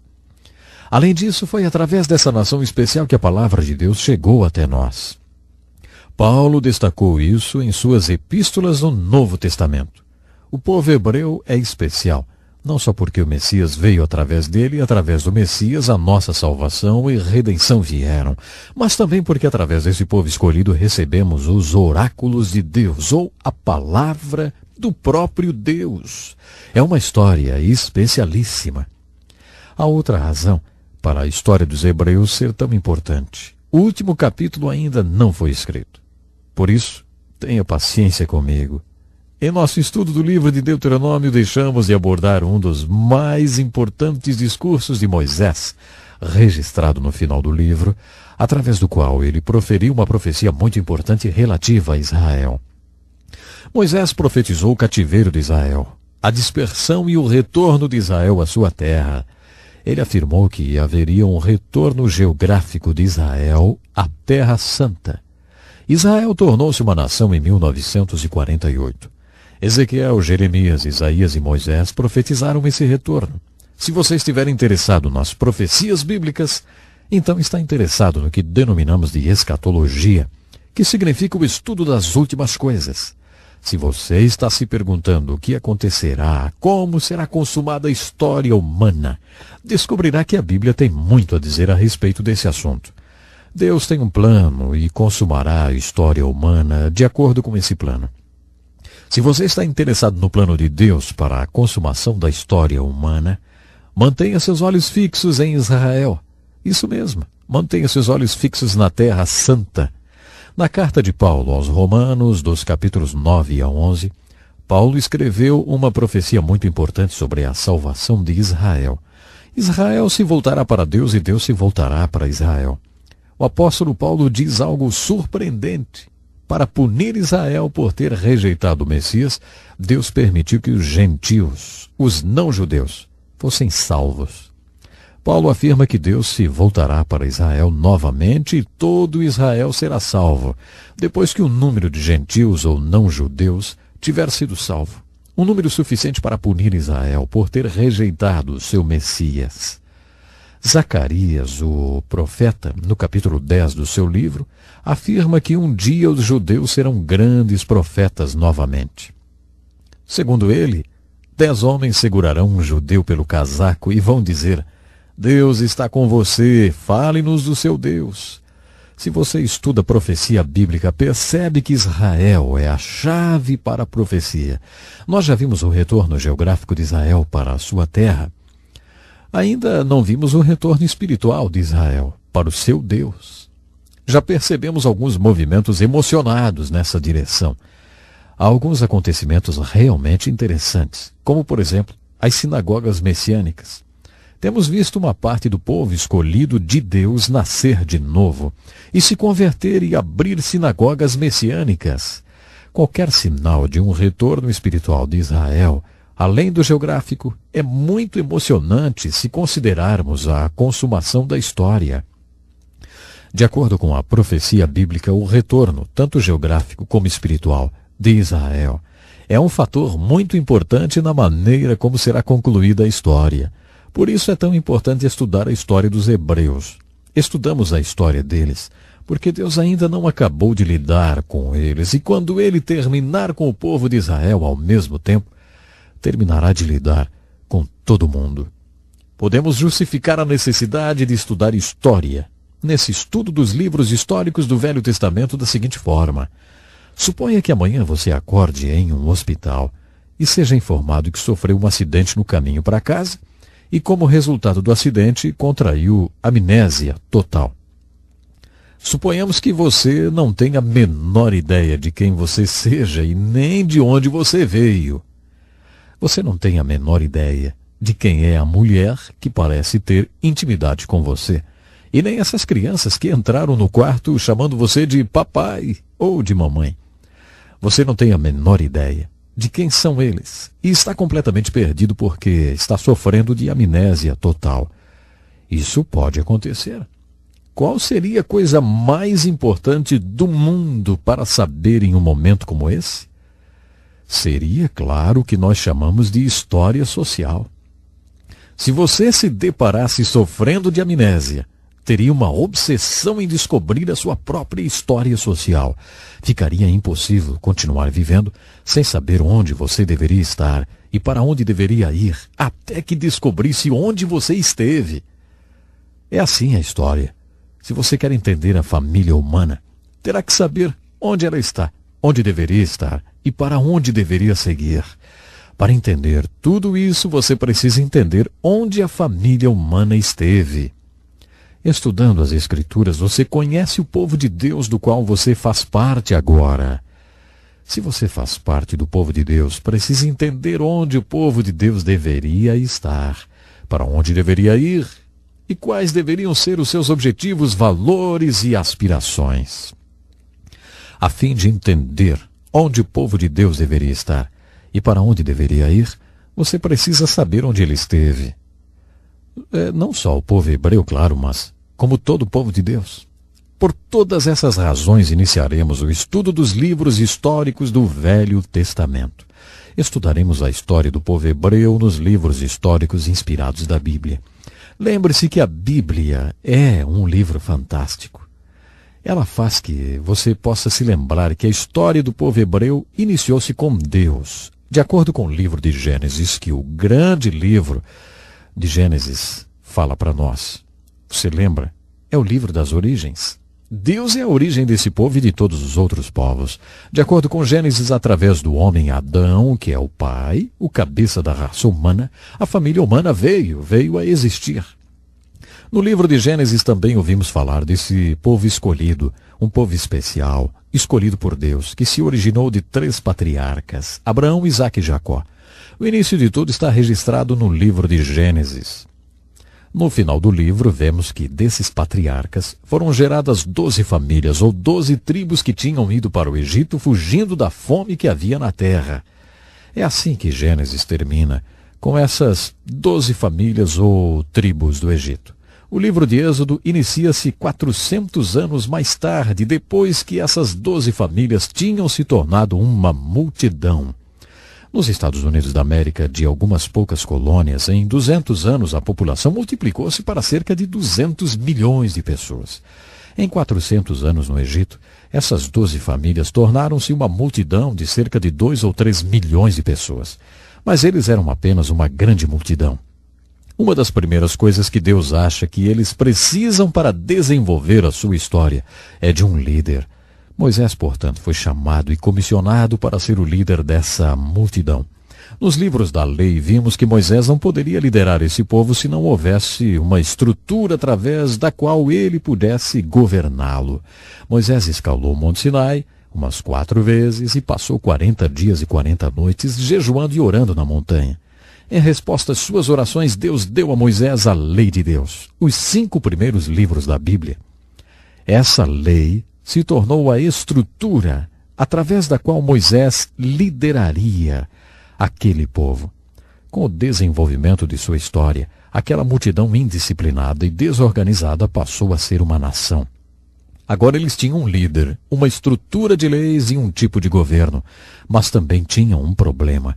Estavam no lugar errado, estavam no Egito. Deus tinha um lugar para eles e não era o Egito, era Canaã. Eles teriam que passar pela libertação do Egito. Essa libertação aconteceu através da liderança de Moisés. O livro de Êxodo conta essa história. Já o livro de Números nos apresenta a saída do povo de Israel do Egito. E assim a história continua. O nosso tempo hoje já acabou, mas eu quero convidar você, esteja conosco no próximo programa. Nós vamos continuar viajando de uma forma especial pela história do povo de Israel. Até lá então. Que lição importantíssima. Obrigado, pastor Edson Bruno. Prezado ouvinte, coloque em prática o que você ouviu aqui. Sem dúvida, sua vida será grandemente abençoada. Este é um estudo escrito pelo Dr. Dick Woodward, na voz do pastor Edson Bruno. Escreva-nos e solicite o material. Nosso endereço é Encontro com a Palavra, Caixa Postal 2011, CEP 89201-970, Joinville, Santa Catarina. Até o nosso próximo Encontro com a Palavra.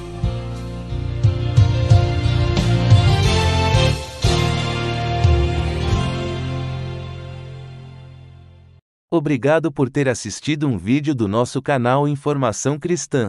Esperamos que ele tenha edificado a sua vida e também da sua família. Pedimos que por favor se inscreva no nosso canal, dê um like e compartilhe esse vídeo para o maior número de pessoas, para que elas também sejam edificadas e alcançadas pela palavra do nosso Deus. Que Deus te abençoe e até o próximo vídeo.